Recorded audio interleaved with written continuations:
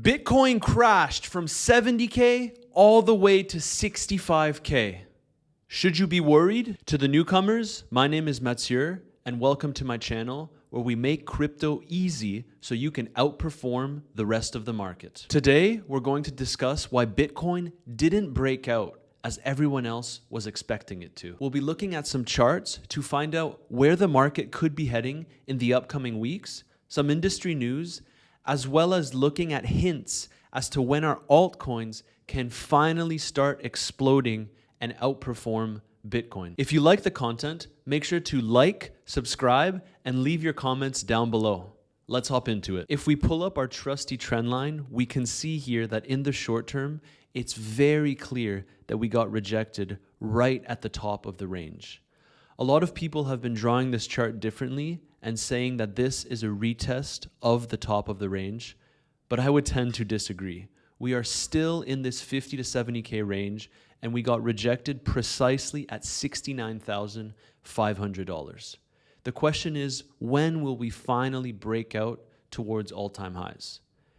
For the time being, this was a pretty strong rejection as we wicked all the way down to $65,000. Now, let's have a look at some data to first of all see why this happened, and second of all, try and predict the next move. First, I just have to show you guys this extremely funny chart that I found on Twitter by Follis. Every single time we've gotten to the top of this range, you see the same kind of bullish sentiment on crypto Twitter. So here at around the 74K top, 100K soon, easy mode back, long your longs, buy high, sell higher, never seeing 50K again. We all know that was a joke. Did you buy the dip? That was the final shakeout. This just re-emphasizes how important it is to stay level-headed in these markets. When we get to the top of this range, which this range has been going for 7 months, I'll remind you, when we get to the top of it, you shouldn't be overly bullish. But the reverse is also true, where when we get to the bottom of it, you shouldn't be overly bearish. If you're a trader, for the past 7 months, the correct answer has been to long the bottom of the range and short the top of the range. Until proven otherwise, this has actually been the best strategy, as simple as it may seem. Now, we can't just expect this to go on forever, but until now, it hasn't been proven wrong. Now, let's look at some of the charts and data that could have helped us predict this move and hopefully allow us to predict the next move to come. Firstly, the Bitcoin average profitability index was hovering around 200%, which essentially means that the price is 2 times the realized price of Bitcoin.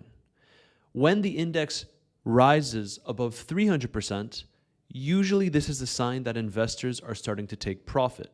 So we were starting to get closer and closer to that 300% mark.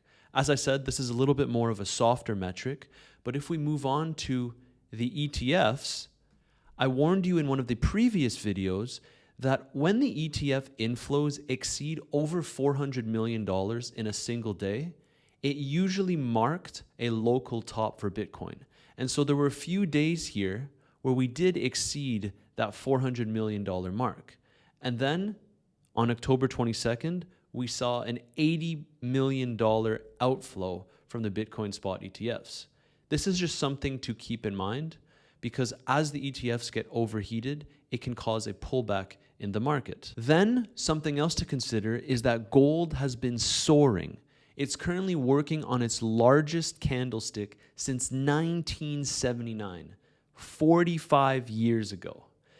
This is important to mention because historically, when gold pumps, it's a risk-off signal. Now, I know Bitcoin is seen as our digital gold of the 21st century, and we really do believe in it. Otherwise, I wouldn't be here. That being said, I don't quite think that we're at that point of adoption where Bitcoin is used as much as a safe haven as gold currently is. We need to be careful with these kinds of narratives because we're not quite there yet. So, because crypto, and that includes Bitcoin, are risk-on assets, it is an indication that with gold soaring, these assets can potentially see downwards price movement. And that also goes for the stock market. Now, of course, the stock market is far more resilient than the crypto market because of its long historical standing. But when gold soars, it's usually a risk-off signal, and you shouldn't necessarily listen to the people that are saying that because gold is soaring, Bitcoin is just going to magically explode in that direction as well. It's not the case, at least yet. Now, this chart was amongst the most interesting ones that I could find.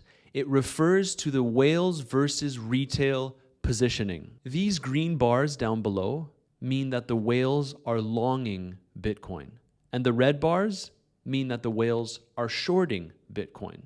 Above, we have the price of Bitcoin. As we can see, in all of these recent rallies, when the whales started to increase their Bitcoin longs, it coincided exactly with the price of Bitcoin increasing.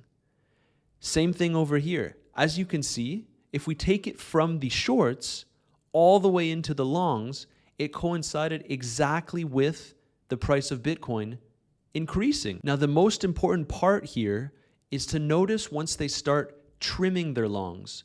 When they start trimming their longs, the price of Bitcoin sees some drawdown. This happened over here, we can see a big correction. This happened over here, we can see another big correction.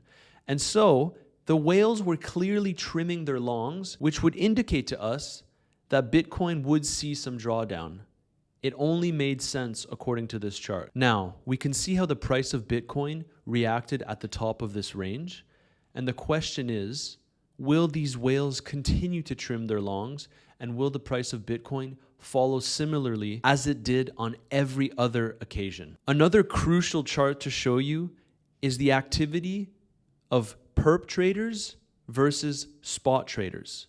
Since October 14th, perp traders have fueled the Bitcoin rally, and it's very obvious. The price has significantly increased, and on the chart, we can see that the perp traders, which are the ones that essentially long and short Bitcoin with leverage, have increased as the price of Bitcoin increased. Now, for a rally to be sustained, you usually want to see spot buyers stepping in, but this wasn't the case. Spot buyers were actually decreasing. And so this entire rally was fueled by the perpetual traders, which is not a good sign for sustained bullish momentum. Then, if we have a look at the open interest chart, it's been a very long time that Bitcoin had a proper flush in open interest. One possible path would be that Bitcoin retests the 20-week EMA on the daily, which would flush out the open interest. Now, we didn't quite tag the 20-week EMA, but it is very possible that we head back down there to do so. I'd just like to touch on Bitcoin dominance as a whole. We are still in this ginormous uptrend, and we're almost at 59% Bitcoin dominance. Bitcoin dominance has been increasing since September 2022. Now, what can you do with this information? It's very clear that altcoins were not going to outperform Bitcoin. Of course, there are a couple outliers. There were some new memes and different coins that you can gamble in, but the reality is, this kind of move by Bitcoin dominance is not indicative of an altcoin or a sustained altcoin rally, I should say. As you can see here, alts explode when Bitcoin dominance plummets. Does this look like Bitcoin dominance is plummeting? So for now, it's important to be very careful with your capital because Bitcoin dominance is increasing. So Bitcoin gives you the potential upside should the market choose to go up while minimizing your downside risk. Then something else that's obviously contributing to this massive surge in Bitcoin dominance is the Ethereum valuation compared to Bitcoin. We have been in a downtrend since the start of this Bitcoin dominance uptrend. The ETH BTC pair just keeps on bleeding and making lower lows. Here's the thing. Ethereum determines the rest of the altcoin market. And with Ethereum continuing to make lows on its Bitcoin pair, it does not tell us that altcoins will start to outperform. Once Ethereum bounces from here, and I do believe it will come 2025, that is when altcoins could start to outperform Bitcoin in this bull market. And of course, we can't talk about altcoins without bringing up the dollar chart. The dollar has really been surging since the end of September, and it shows no sign of slowing down. There will, of course, be some pullbacks along the way, but when the dollar surges, it's usually not the best sign for Bitcoin and crypto as a whole, as they are inversely correlated. In periods where Bitcoin is performing extremely well, the dollar is usually coming down. And so this doesn't suggest to me that we will see any kind of sustained altcoin rally for at least a little while. And one last thing for alts. If we have a look at this chart, which is the historical social risk, it shows the interest of people in crypto across social media. This is also usually a pretty good indication as to when retail is coming back to the market. Now, here we can see that in 2021, around the peak, social interest was at an all-time high for the crypto space. Right here, in March of 2024, when we hit that new all-time high for Bitcoin, social risk peaked, but it didn't actually go to the levels we were expecting it to, which again suggests that retail is not necessarily here. It measures social traffic to some of the biggest crypto influencers and channels in the space. This also includes exchange data.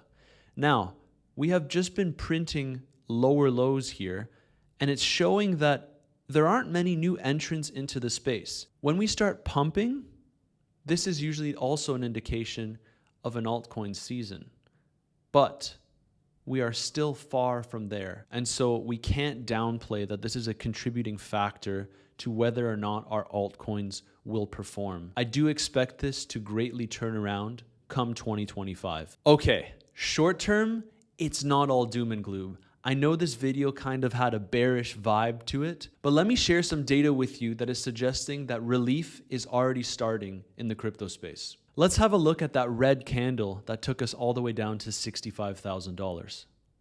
Would you look at that? To me, it looks like a hammer, which is a bullish candle, and I'm not the only one to think so. Here we can see that there was clearly a bullish candle on the 4-hour. This means that we tapped into this liquidity and we're primed for at least some kind of reversal coming up. And we can see that it's already happening because the price of Bitcoin is approaching $68,000 already from the $65,000 lows. This candle is starting to look more and more bullish at the top of the range. Then, some might disagree, but the fact that the ETF inflows are continuing to pick up despite having that one day of large outflows, it's a very good sign of continued interest in Bitcoin. And the last thing I'd like you to consider is the liquidation heat map. If we have a look over here, there is a ton of liquidity around the 68 to 68.5K mark. And so, as I mentioned earlier, the market tends to trend towards liquidity. And even if we are to see a further move to the downside, it would not surprise me in the slightest that we tap into this and liquidate the shorts. And to cap things off, I'll leave you with this from Rect Capital. Bitcoin will retrace deep enough to convince you that the bull market is over. And then it will resume its uptrend. And that's a wrap on today's video. So, despite some bearish price action from 69,500 all the way to 65,000, we are now hovering just below 68,000. So there is clearly some relief in the market. In my opinion, Bitcoin will stay range bound until we have two pieces of resolution. One, who's going to win the election, and two, the unemployment data. If the unemployment skyrockets, I think that Bitcoin will see another sharp rejection at the top of this trend line. However, if the unemployment data is favorable and it goes down, I would imagine that we will finally break out of this treacherous range. When it comes to the elections, everyone is saying that Trump is more crypto-friendly than Kamala, but I mentioned this in another video. The reality is, people just don't like uncertainty. But, lucky for us, Bitcoin has historically performed well under both candidates. And so it really doesn't matter because Bitcoin is here to stay. If you're enjoying the content, make sure to like, subscribe, and leave your comments down below. I'll be getting back to every single one of you. Till next time.